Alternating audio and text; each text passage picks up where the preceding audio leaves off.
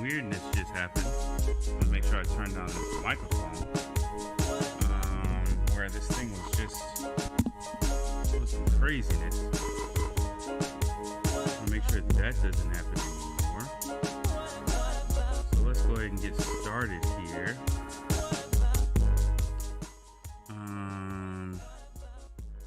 Yeah.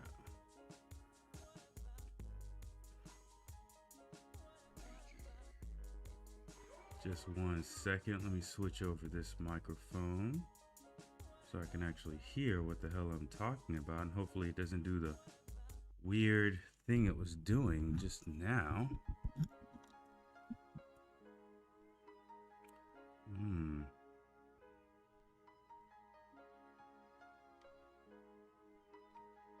Let's see.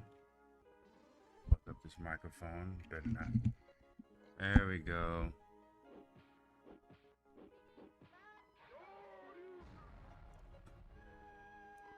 All right. Sure, we're good here.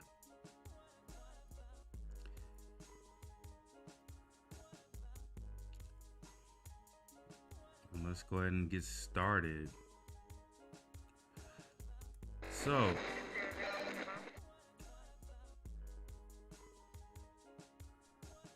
make sure everything is going. Cool. So, had to do some weirdness going on with my microphone, doing some crazy static out of nowhere. But anyways, let's go ahead and get started.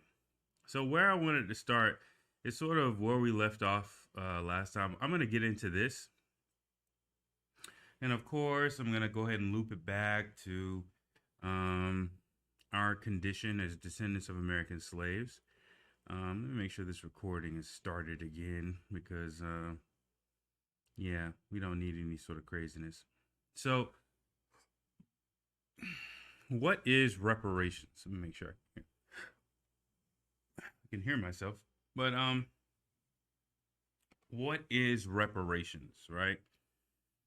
So that's something that needs to be discussed because I think reparations is coming up against those of us in the descendants of American slave community who have a more militant mindset. And I need to be clear about the drawbacks of and the contrast of advocating for reparations and what that truly means. And most people, you know, when you be honest about this type of thing, maybe they won't actually be on board with reparations because they have a different ultimate agenda. But I want to be clear about my perception of what reparations truly is, so that everybody's on the exact same page when it comes down to reparations. My conception of reparations is that reparations is a conclusion of race in America or racism in America, right? You put a definitive price tag associated with reparations and a mechanism, however that mechanism of achieving reparations is, you put a mechanism in place that guarantees that at least on a government level, there is no incentive to repeat that sort of white supremacist, institutional racist caste system, right? There's no need to racially stratify people within that society because doing so may end up costing you a large amount of money in the future, right? And so there's a negative association with that, right? It also sets a precedent of how that type of, you know, wealth distribution or redistribution may occur for other people. But in the U.S., the only real group, in my opinion, with any sort of legitimacy to speak about reparations are descendants of American slaves. Native American people are not really as legitimate in that regard because the 5 civilized tribes became civilized by enslaving black or descendants of Americans. I mean, by enslaving Africans, and then basically, you know, using those African slaves for their own purposes, right? Um, Trail of Tears, we already went through all that stuff. 15% of the people on the Trail of Tears were actually slaves that those Native Americans were taking along with them to make sure that they worked. And of course, they fucked them and had children with them, but those descendant children are not recognized as tribesmen with all the benefits associated with having a recognized tribe, right? So I mean, when you talk about other groups, a large amount of what you're talking about, I guess we're gonna have to go there. A large amount of what you're talking about with other groups is you're talking about xenophobia, not racism, right? So my definition of racism, it comes from my theory of root jurisdiction, right? So what is root jurisdiction racism or racial the theory of racial root jurisdiction? It means that whatever race you are in your home country or in your root jurisdiction, that's what race you are here, right? Race is not the same as ethnicity. It's not the same as nationality. Obviously, racism can be tied to a lineage, but it's not even really a lineage. Race is a construct locally. So if we think about, the eggshell of racism being the Netherlands, the Dutch and the English and Spanish, right, creating the eggshell, and the grown rooster of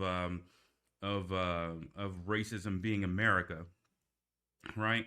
Then we could think of like every other country as having their McDonald's or franchise version of racism, right?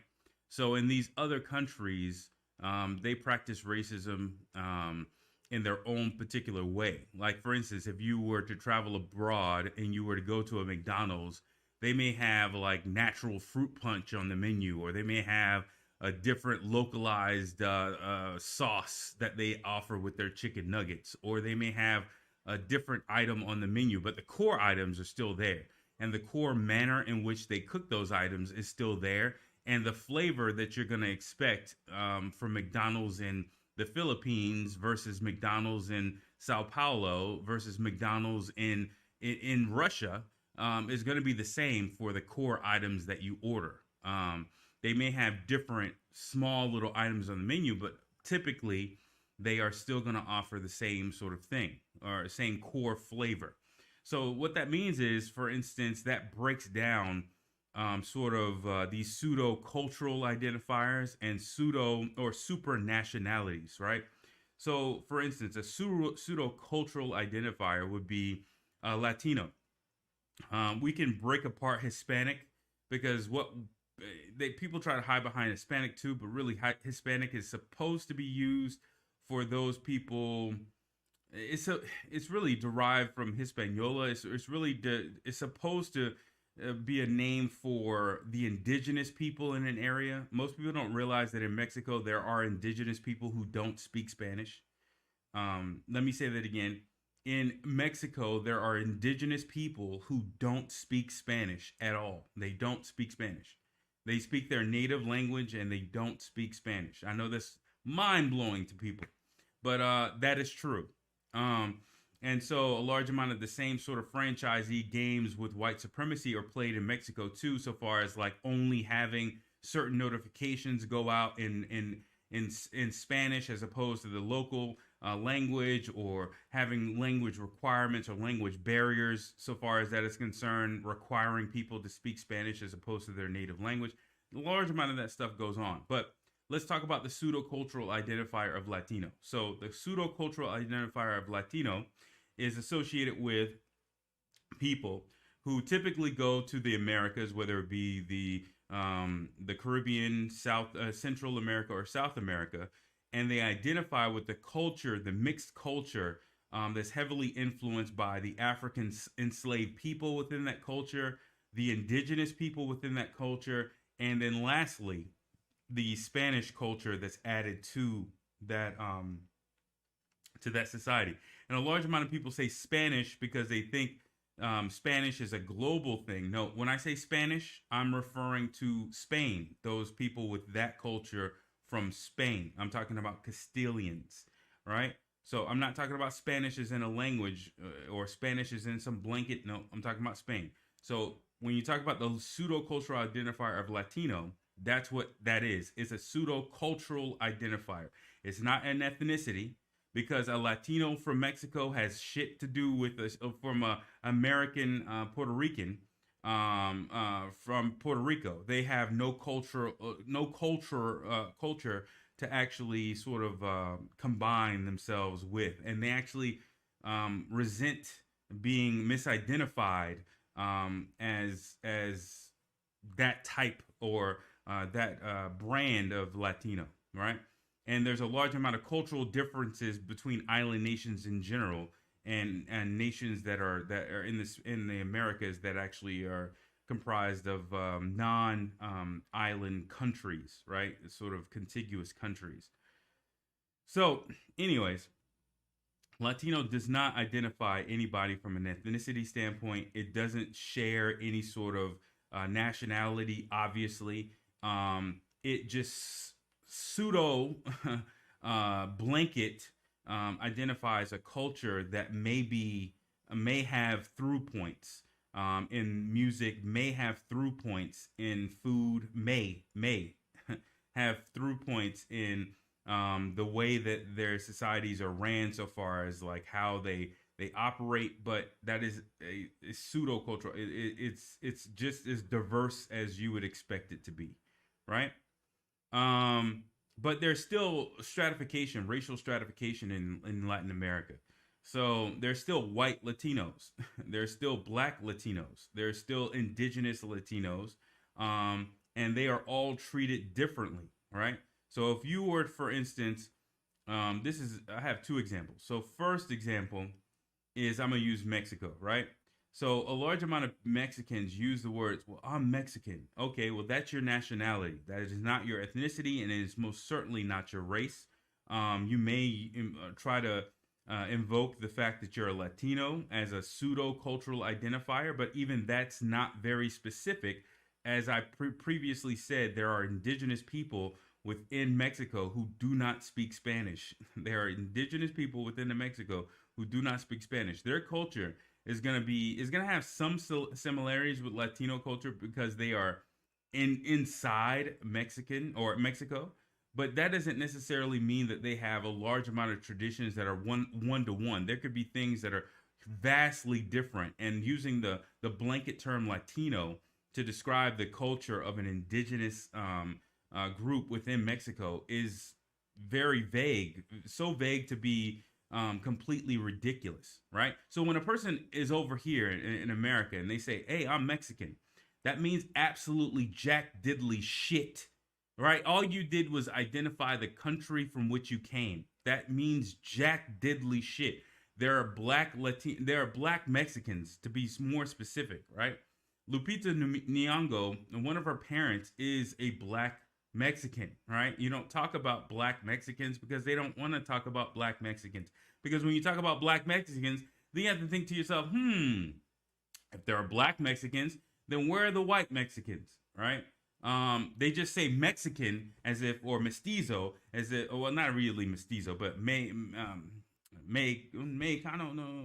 There's like a little shortened word that they use. But anyways, but in general, they say Mexican because they want to imply a race, a culture, a lineage, and some sort of legitimacy of discrimination that goes along with that designation as a minority, quote unquote. Minority simply meaning low numbers or low representative numbers within the U.S.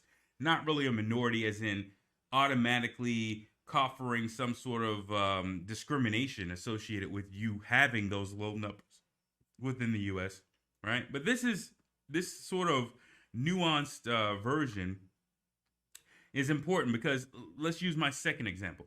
So let's say you have a person who in the 1890s lived in Spain. They decided to immigrate to Cuba, right? And they only married the upper class Spanish people that also immigrated to Cuba. Now, their generations along down the line, around about the 50s or 60s, decided, hey, we don't want to stay here because even though they only married other Spanish people, again, from Spain. Last time I checked, Spain is in Europe, and those Spanish people are white racially. So hey, we only married Spanish people, but hey, there's this issue with this guy named Castro who wants to take all of our wealth.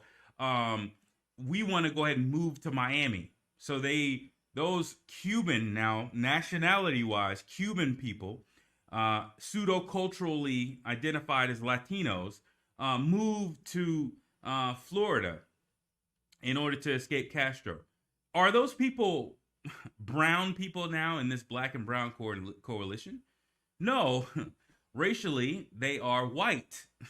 In their previous society that they escaped from, they would be considered white, right? The same thing happens in Mexico City. Like there's a white population of Mexicans. And if you think that there's some sort of blanket identifier as Latino that somehow blankets everybody as racially Latino, look at any sort of telenovela in a Spanish country and tell me whether or not you will only see black people or white people. You will typically only see white people. There's like a telenovela that I know of that's called Moses or Moises, and it's basically going over the Egyptian, the fairy tale of Moses, but it's a large amount of Egyptian people in that fairy tale. All of those people are white Latinos. Typically, only the servants are cast as black Latinos, right? And when you go down this rabbit hole, then it starts to get even worse, because then when you start listening to things in Spanish, in their Spanish dubbed versions, right? And let's say, for instance, you're watching a movie, and that movie you're listening to it in Spanish language. You're noticing, or you will start to notice, that for black actors, they don't source black Latinos in order to voice them. They find white Latinos to voice them, right? So again, when that breaks apart, when you realize, okay, well, a person isn't really, when they come over to my country, they aren't really this new race. They are the same race as what they did or as what they had in their old country, right? Sort of breaks apart that. You start realizing that racism can only happen within your root jurisdiction then, right? So if you were white, for instance, in your home country, and you come over here and you're still white, that explains why you can link up to the now, you know what I'm saying, to the main franchise's version of white supremacy in America. That's why you could vote against your seeming interests as a downtrodden quote unquote minority, and you can side with Back the Blue, and you can not link up with a historically oppressed people for justice in your new country, and you can link up instead with the white supremacist structures in this new country, because you were linked up with those structures when you were home. So when you were home, you were linked up with those same structures, downtrodden people in your own society. And so now that you're in America, you want to link yourself up with that power structure, as opposed to supporting those people on the ground. See, this is the reason why I have a problem with Roland Martin and all those dumbasses at Unfiltered constantly saying black and brown, black and brown, black and brown. There is no such thing as brown, okay? There is white, non-white, and black. Those are the races. Now, that's in America. Of course, if you go to a place like Jamaica, that's why I say it's root jurisdiction, right? If you go to a place like Jamaica, there may be other inserts like Cooley, right?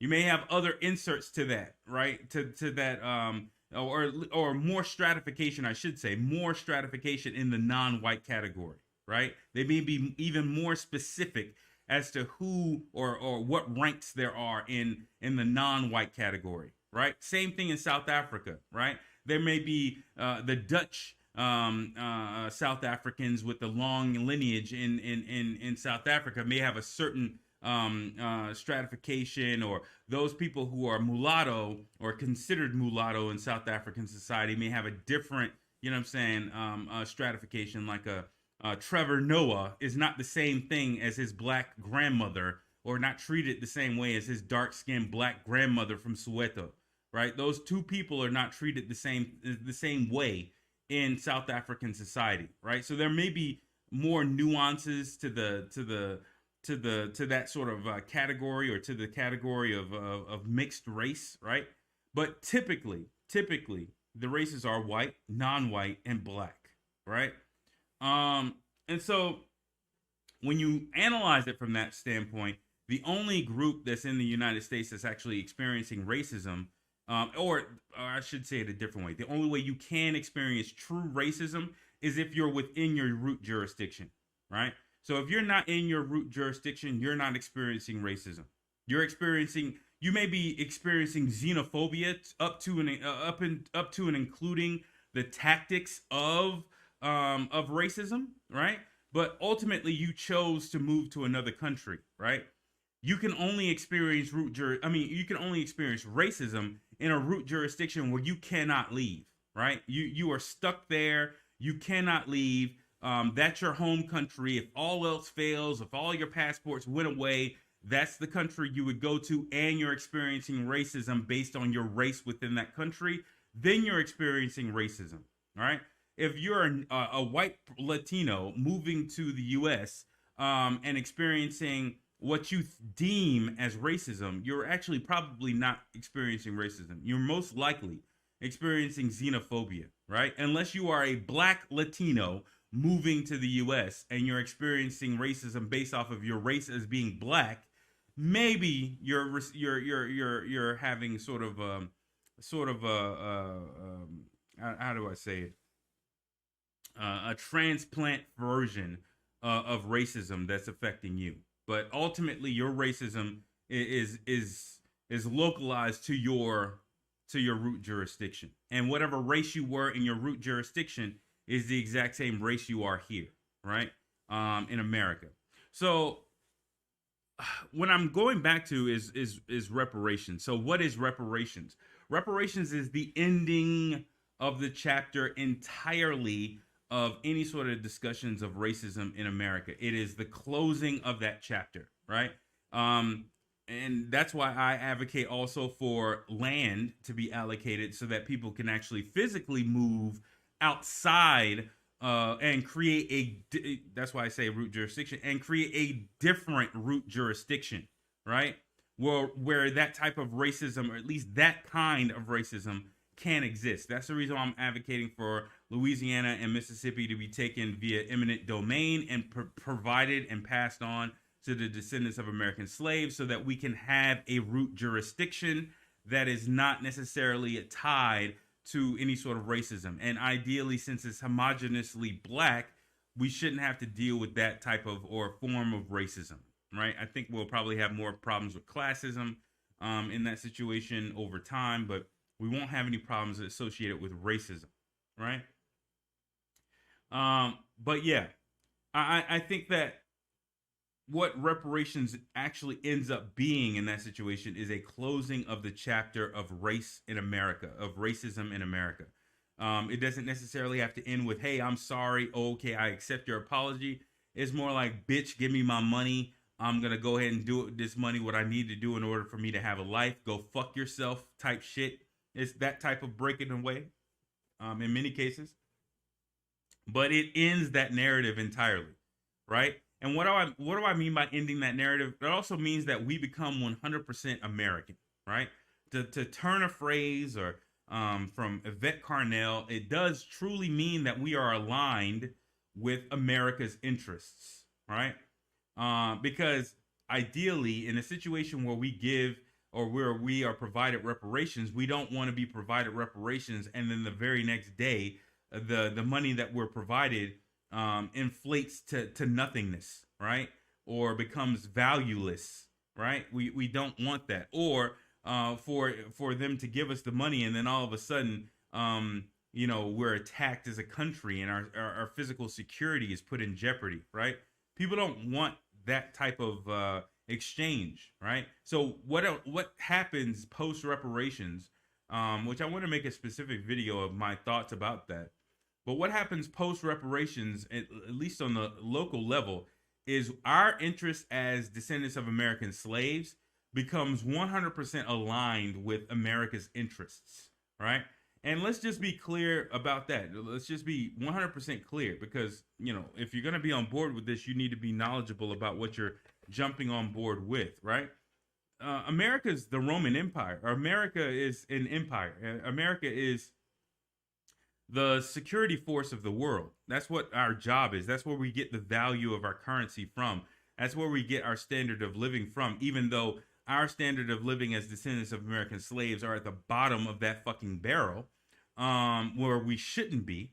Our standard of living is derived from depriving other countries, including African nations. Let's just be clear about this 100% of their standard of living, and projecting a series of a system of domination on behalf of the Western countries, to afford us a certain level of life. All Western nations, a certain standard of living, right? Now, we would become in alignment with that. Now that may be a deal breaker for some people, but that is what it is, because we're not asking in the form, and that may be a larger debate, right? And there may be a need for a more specific debate in reparations to whether or not that's something that we want to be in alignment with. But the alternative is that we all decide to define reparations as a form of a cruise ship ticket back to Africa with some sort of seed money that we could use in order to start up over there, right? And that's problematic because we need land, independent land, all sorts of stupid shit. We would need a large amount of shit in order for that to happen. And these African nations aren't necessarily going to give that to us, because they also think of us as shit, as the bottom of the barrel too. Right? They think of themselves, we're all in mud huts and sandals and Crocs and digging through trash, but hey, it doesn't matter. We're better than those people over there, because at least we weren't slaves in many cases, right? So we would have to battle in order to have sovereign territory over there in Africa, because as of right now, no country is really offering that. So that would be problematic, right?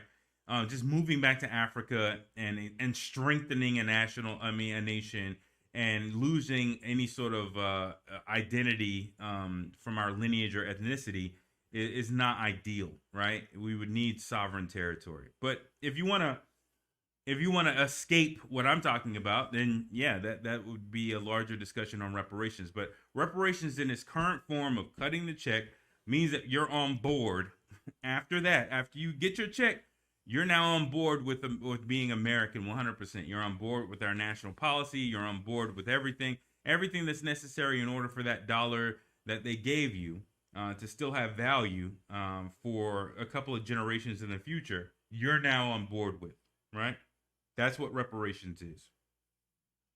And so I just want to highlight something with this. I know that was long-winded, but it needed to be said because of the little back and forth that we had last time associated with this.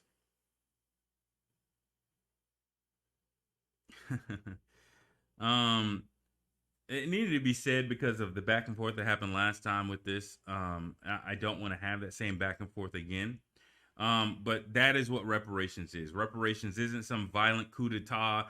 Reparations isn't some prayer for hope that all white people die and we get to sit back and look at it as if as if that happens, it's not going to affect us, considering we're the brokest people in this country, right?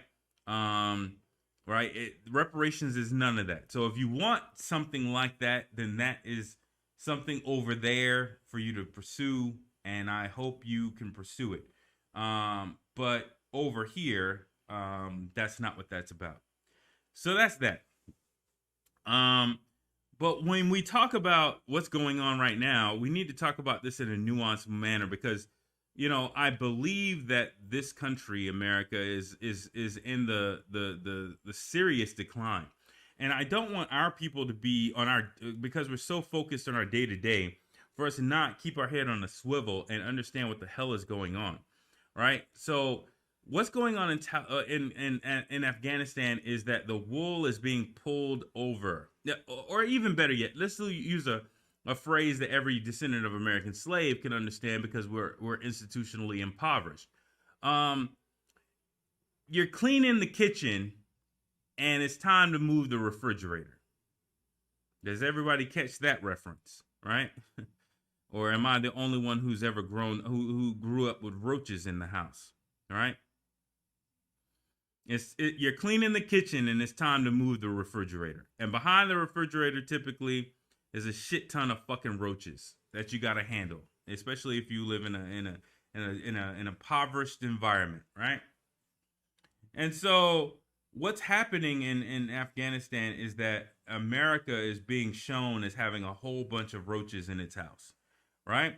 So, number one, we are about to leave tens of thousands of Americans in Afghanistan, right? That's bad. Our policy typically as America has been to never leave Americans behind. We're about to do that. Secondly, there's reports also that the Taliban wasn't the only people, or the ISIS-K people weren't the only people who killed people at that gate, that bombing. There's also reports that, and I can go over that. There are also reports that maybe the U.S. military at the time after the bombing decided to shoot indiscriminately in the crowd and kill a couple of people. That's gonna be the next little scandal that pops up over this situation. But right now, everybody's focused on Biden. But eventually, they'll get around to that, and that'll be a part of the news cycle too. But what it's exposing is, first of all, we're handling the situation in a horrible way, right?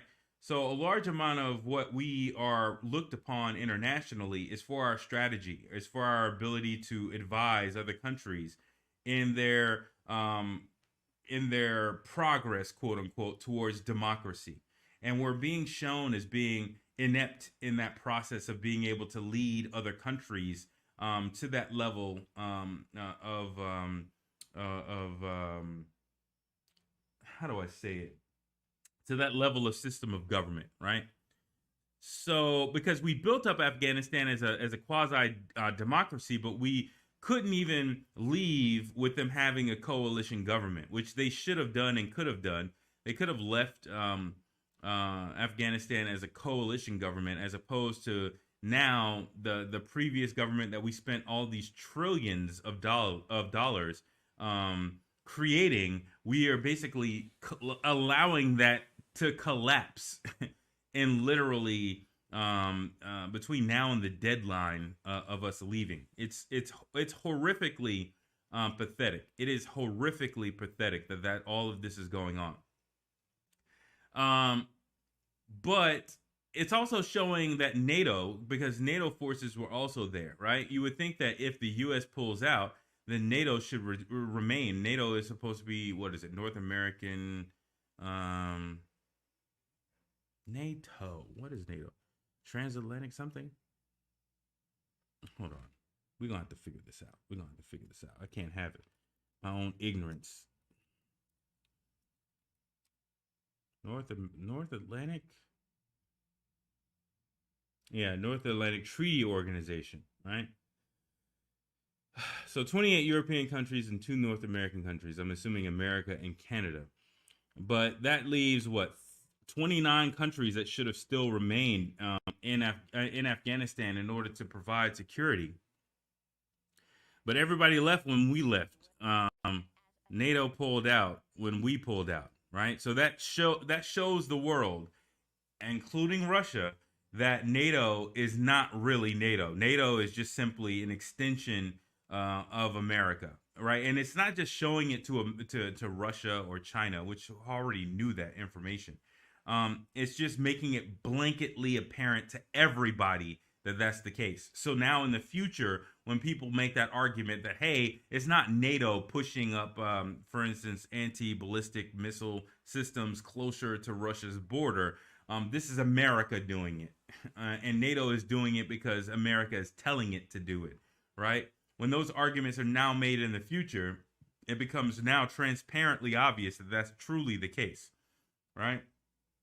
Now, this is also going to leave other countries that rely on us in a very precarious situation. But the reason why this is important is because this is going to fuck us up, right?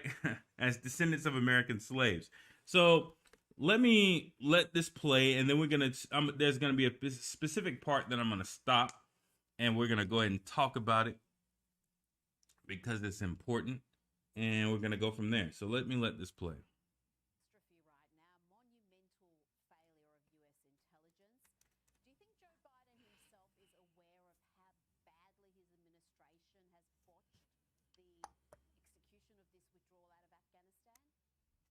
This is a real craptacular, to be totally honest with you. And the answer is no, they have no idea. In fact, if you listen to Joe Biden today, when he spoke with George Stephanopoulos on ABC News, when he was asked, well, what went wrong? He said, I don't think anything went wrong. I think there was nothing we could have done differently. Nobody could have done anything. They are so delusional. I don't know what planet they're living on. I just wonder if the sky is also blue in that universe, because they truly think that, look, sure, we planned for this contingency. Really? You planned for people to be killed in the streets? You planned for total chaos? Yeah, this is one of the most epic failures of foreign policy I've seen in my lifetime, and the fact that they are doubling down on placing the blame other than themselves it's pathetic. I don't know what to say. Absolutely. And you mentioned that interview. I'm going to play a little clip from it, because the president seemed to have a grasp even of what happened and when. Let's have a look. We've all seen the pictures. We've seen those hundreds of people packed into a C-17. We've seen Afghans falling. That was 4 days ago, 5 days ago. Army, that was 2 days ago, I think, when he said that. But what sort of a response is that anyway to that question?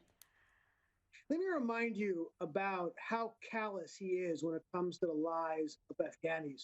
In 2010, when he was vice president, Richard Holbrooke, who at the time was the envoy to Pakistan and Afghanistan, said to him, Biden said to Holbrooke, we have to get out of Afghanistan no matter what. And Holbrooke responded, well, you have to understand, if we get out precipitously, remember this is 2010, what's going to happen is total chaos. We're going to have lives lost, lives of Afghanis who are helping us. And his answer to that was, F it. That was what he said to Richard Holbrooke when he presented him with what the scale of the devastation would be if we left precipitously. Now, remember, they were saying, well, nobody could have predicted this. Nobody except everybody. Okay, my daughter doesn't know anything about geopolitics, said to me, I don't understand why they did that. Because they're a bunch of morons. That's what it comes down to. I don't know how else to put it. Well, and it's not just Biden, it's some of the intelligence that his administration is receiving. Let's hear from the chairman of the Joint Chiefs of Staff, Mark Milley, who also had no idea that the Taliban were going to take over the country in a couple of days. There was nothing that I or anyone else saw that indicated a collapse of this army and this government in 11 days. That general... Now, let me stop right there. You see this guy? Mark Milley. See, a large amount of people were on here, or at least Ant Jams. I'm sorry to call you out specifically, man. But was on here, well, what does this have to do with black politics and blah, blah, blah, blah, blah. Well, the reason why this is important is because this individual right here is the coffin for, sort of the fall guy for this policy, right? And he's going to take with him any sort of policies along with him. He's the guy falling on his sword, right? So he's going to be the guy who is ultimately, the fall guy in the military associated with this debacle. But let's just go and back up and see other shit that's come out of his mouth, right? And why it's problematic. Because it seems like, oh, it's on code. It's on code. See? But it's actually not. Mark Milley. That's his name, right? Milley. Critical race theory. Yeah. Let's just go to the quick snippet. I don't need him fully on the record. How should the Department of Defense think about critical race theory? Could I make a comment, Secretary? I'm sorry. Well, I'm very limited on my time, General Milley. Well, I just want to make a comment. The feedback I know, but I've asked the question to Secretary Austin. I don't know what the issue of critical race theory is and what the relevance here with the department. We do not teach critical race theory. We don't embrace critical race theory, and I think that's a spurious conversation. I would like to yield some of my time to General Milley because I know that he had some comments that he wanted to make when Representative Gates was talking. Sure. First of all, on the issue of critical race theory, et cetera, I'll obviously have to get much smarter on whatever the theory is. But I do think it's important, actually, for those of us in uniform to be open-minded and be widely read. And the United States Military Academy is a university. And it is important that we train and we understand. And I want to understand white rage, and I'm white, and I want to understand it.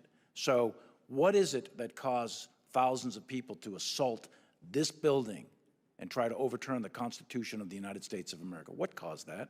I want to find that out. I want to maintain an open mind here, and I do want to analyze it. It's important that we understand that because our soldiers, sailors, airmen, Marines, and Guardians, they come from the American people. So it is important that the leaders, now and in the future, do understand it.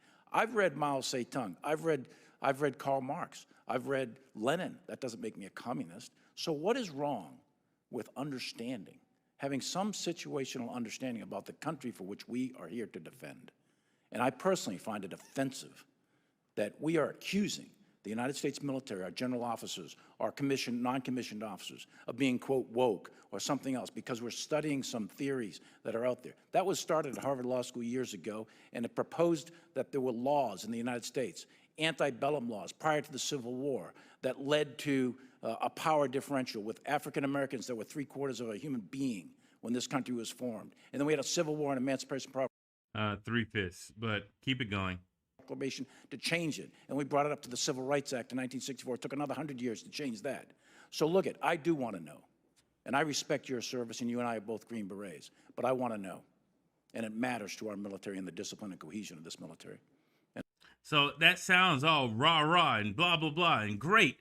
But then when you're doing stupid shit like you're doing in Afghanistan, then when they decide to bury your career, when they decide to take you out to the woodshed, all of the other shit that you said is going to go into the fucking coffin right along with you. And I'm talking, you know what I'm saying, metaphorically, clearly. I'm talking about his career, not him personally or physically. I don't wish harm on anybody. Let me just be clear with metaphors, right? But at the end of the day, all of his messaging is going to go right into that coffin right along with him, with his career. It's going to go straight into that coffin, right? So when they basically say, well, hey, this is the guy who actually fucked up all the shit that happened in Afghanistan. Oh, well, let's go through him. Let's analyze him. Oh, well, he was a really big component of critical race theory. It seems like we don't need any of those types of people in the military anymore because those type of people clearly are inept and can't strategically think militarily, right? So his private thoughts on the matter should have just been left out of the situation, right? By adding that into the situation. Okay, if you're going to be a great general and you're going to be the guy who steps in and tells Biden, hey, this is a stupid decision to do this, then great. You know, represent things that tangentially support descendants of American slaves, all you want. But if you're ultimately trying to be a parrot for our issues and then you're incompetent in your current job or incompetent with large things like evacuating Americans from Afghanistan, please keep your fucking mouth closed about issues that actually help or support our narrative for reparations because it doesn't actually help us out at all, right? But that's the type of shit that's being set up here, right? That's the connective tissue. I know a large amount of people are like, well, why the hell are you talking about this? Oh, what's going on, Leonidas? Leotis. I keep on messing up the pronunciation of your name, man. But that's the thing that actually keeps on going back in. That's the thing that sort of keeps on being missed here, right? Well, why are we talking about this? This isn't important. I hope all these white people die. Like, that's not really. It's not very productive. It's not very productive. It's not very realistic in my view, and it just sort of misses the point of what's actually going on, the mechanisms by which these types of narrative building is actually taking place, right? We have to remember that a large amount of these people are white supremacists, and some of these people, like, okay, well, it just seems like they're parroting our stuff. Okay, well, I don't want an incompetent person, a person who's incompetent in their job. I'm talking directly to you, General Mark Milley. I don't want a person who is incompetent in their job, a person who can't understand that, you know, in an evacuation situation or scenario, that you need to maintain Bagram Air Force Base, that is important for you to maintain in order to evacuate citizens, or U.S. citizens from, by the thousands, mind you, that needs to be done, and that you don't evacuate the military first while leaving behind $83 billion of weaponry. Like, if you want to take it back to the conspiracy theory level of the war on terror, then honestly, any sort of future attacks is not associated with any sort of war on terror or any sort of terrorist organization. It is directly the result of the U.S. doing exactly what they're doing right now.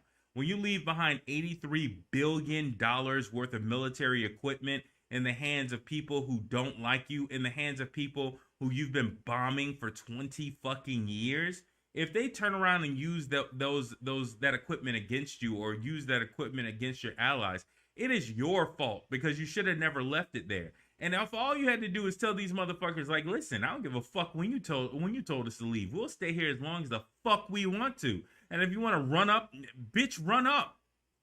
Bitch, run up. You want to run up on Cabo? Bitch, run up. Run up. See what the fuck happens to you. See if we don't light your ass the fuck up. See if that little truck, that little brown truck with the little guns on top of that motherfucker get anywhere close to this goddamn city. See what happens, bitch. Right? See what the fuck happens. Run that little Toyota 4Runner that you got. Run it up to this goddamn city and see what the fuck happens. See if we don't put a fucking bomb attached from an F-16 right in the fucking engine bay of that motherfucking truck. See what the fuck happens, bitch. Right?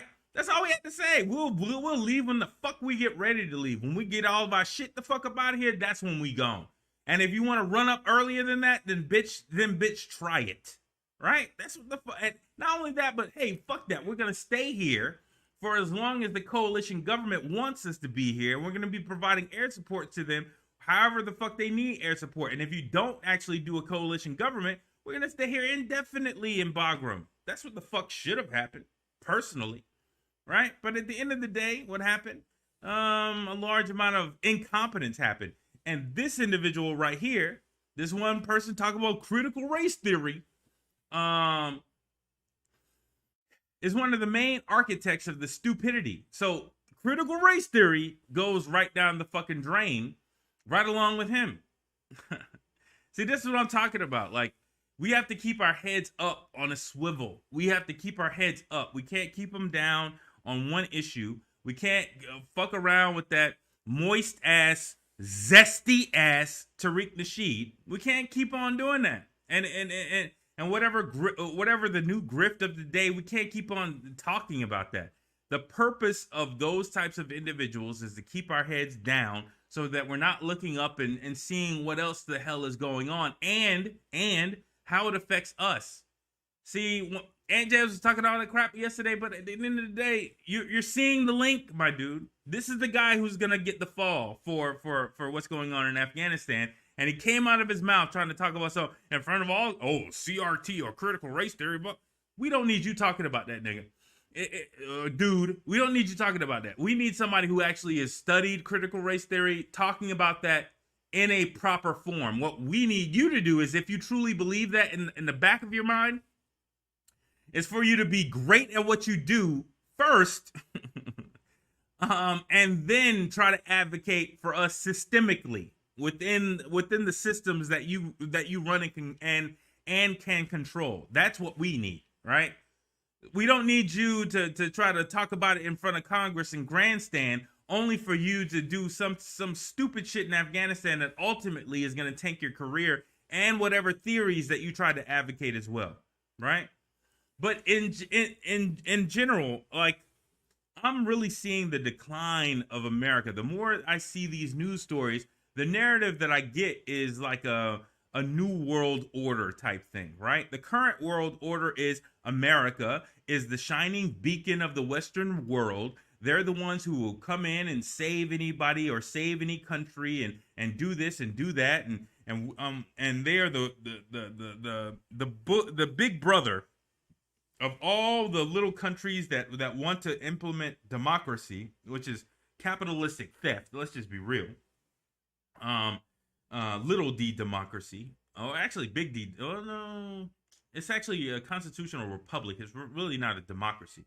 But at the end of the day, the system of, hey, we have a big brother called the U.S. and he'll come and beat your ass if you try to bully us, bully, right? That's the current system of the world, and that system is basically shown that, oh, wait a minute, our big brother got his ass whooped, and now he's running from this one kid who kicked his ass, this small kid who kicked his ass in Afghanistan. Oh, okay. Well, then China and Russia are thinking to themselves, well, we're way bigger than Afghanistan. And if Afghanistan whooped his ass, then we could definitely whoop his ass too. That's what's going on. That's a new world order that's happening, right? And we need to think about, a large amount of what our role is going to be, what our agenda items is going to be. Like I talked about reparations and I defined it from my own understanding of what it truly is for me. And that's what I believe reparations actually is. It's a full integration of descendants of American slaves into the society of America, and 100% alignment of those descendants of American slaves with the agenda of America. That's what reparations is in my view. And so if we want something else, we need to define what that something else is. But that's what I see it as. I see it as a 100% alignment of goals and outcomes.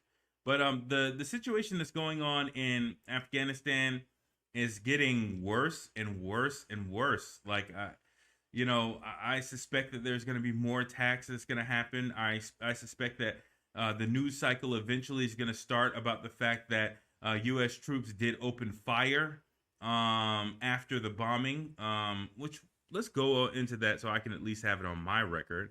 Hold on one second. Let me go ahead and click this off and find that video, and then we could talk about it.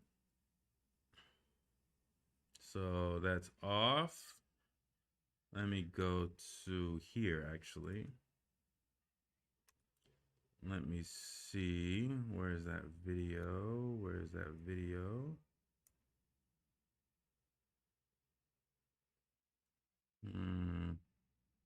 I was looking at it earlier today.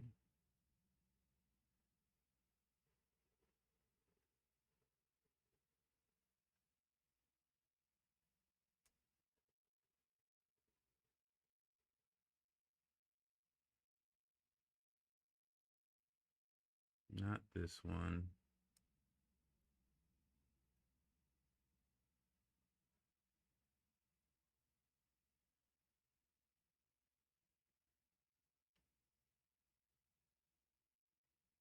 It was on autoplay, but I'm hoping that it'll still show in my history, but apparently it's not.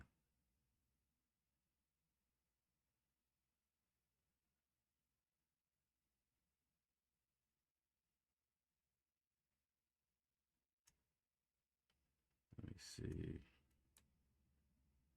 U.S. troops.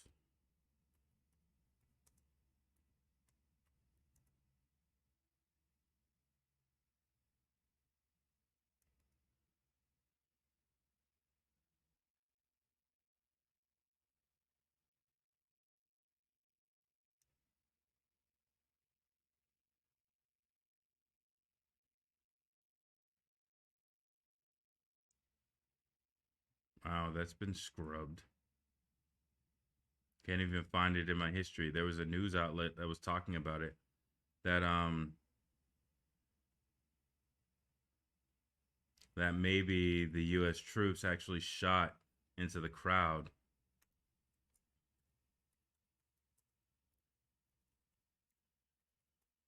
But now I can't find that. What's it called?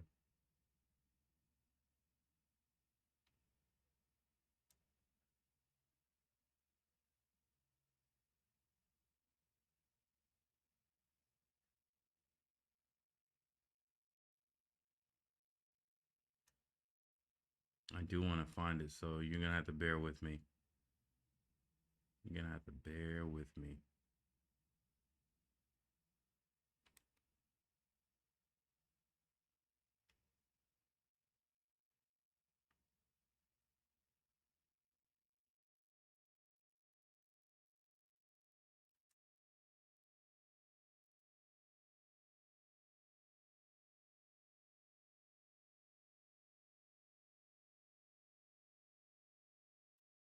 That's interesting that it's not showing in my history.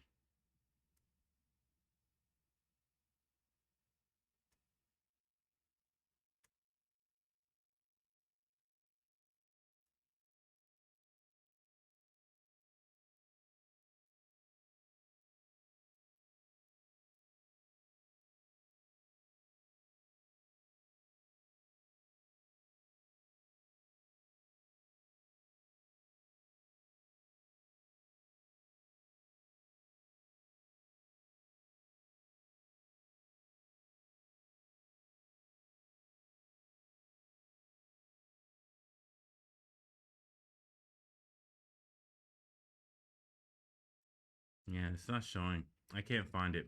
I'll have to find it again and then come from there. But they were basically showing that somebody had basically saying that there was a bullet hole in their loved one's back of their head or something like that. And the news reporting was admitting that possibly um, that possibly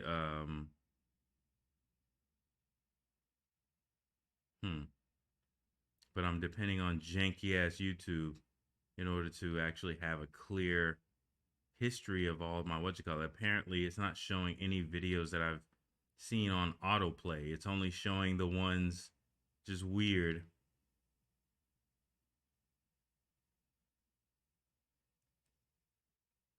Okay, then it has to be this video then. Let's see. Shelter from traveling to pick up the animal. No.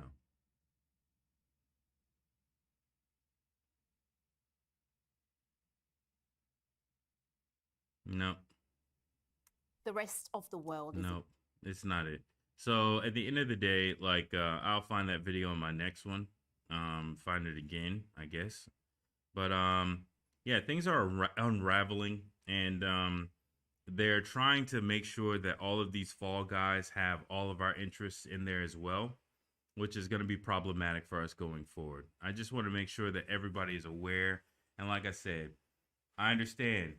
I understand. Tariq Nasheed and his bullshit is very, very funny. You know, Vicky Dillard and all these other little crackpot bastards, even Kwame Brown, all of their little narratives are very, very funny. But here's the reality. If America falls into a third world country, Tariq Nasheed is still going to have every bit of his goddamn money in another country. Or whether he stays in the U.S., he's going to have every bit of his money still. Kwame Brown is going to be able to move to another country and keep it rolling. All these people are going to be straight because they're a part of the boule, top, top, 1% of the 1% within American society. I got a stat from Tone Talks, which I need to research to see whether or not it's correct. But he said that the bottom 50% of black or descendants of American slave, I think he actually just said black, but the bottom 50% of our society is our value, our wealth is negative $200 billion. Right? The majority of the wealth is actually held in the hands of boomers and then the wealthy entertainers and singers and all the famous people that you know that are black. But the average black person is in the hole. The bottom 50% of black people is in the hole by negative $200 billion. Right? We need to think about possibly the collapse of this country, right? And this system, and whether or not that's going to be a good thing for us or a bad thing for us, right? We need to figure out how that's going to look for us specifically, considering we're already wealth deprived.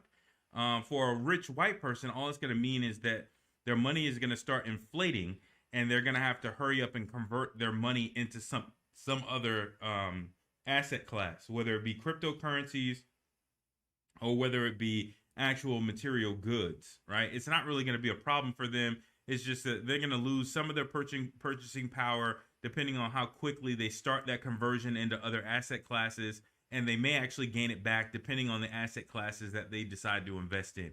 It's really just an investment problem with them.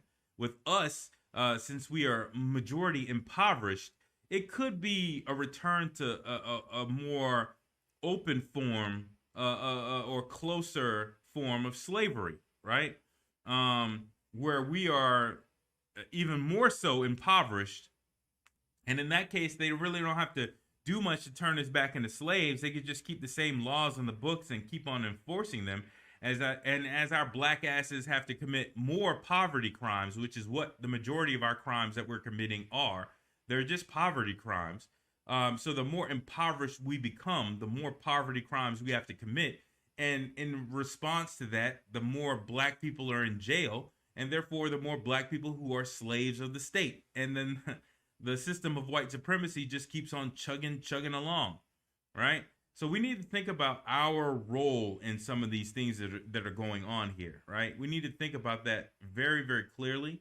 We need to keep our heads on a swivel. We need to stop so focusing. And I have to even, chastise myself to a little bit of focusing on these ignorant ass people, right?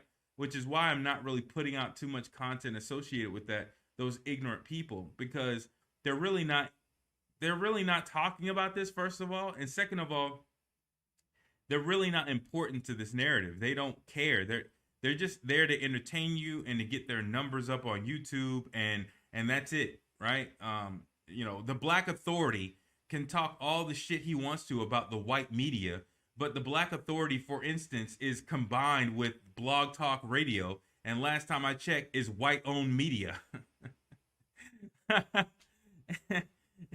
He's associated with Blog Talk Radio, which last time I checked is white-owned media. And he's talking shit about, we need blah, blah, blah, blah, blah, blah, blah, blah. And currently in his doxing situation, he's hiding behind Blog Talk Radio and hoping that they help him out in some way, shape, fashion, or form, in my opinion, right? But ultimately, his message, his ability to get out his message is being supported by a white company. Not to mention YouTube, that's obvious. But there's other companies that he also is associated with, one of them being Blog Talk Radio. But at the end of the day, like, all these little clowns are not really truly important. We need to keep our heads up. We need to use our brains. We need to have a 50,000 square foot view of what reparations is and how it's playing into even the geopolitical foreign policy spectrum, right? And how we can accomplish that goal even from there. But I wanted to take out some time to truly talk about what reparations is, which I've hopefully done, and try to make sure that that's out there in the ethos. So if you're advocating for reparations, you know exactly what you're advocating for. And no policy is 100% proof of or 100% impervious to criticism. There are good sides and bad sides to any sort of advocation. But hopefully I've done a very good job of explaining that from my perspective of what my understanding of it is. But anyways, guys, I am going to go ahead and conclude this. Thank you for your viewership. And hopefully for those who didn't see the whole thing, hopefully you come back and watch the whole thing.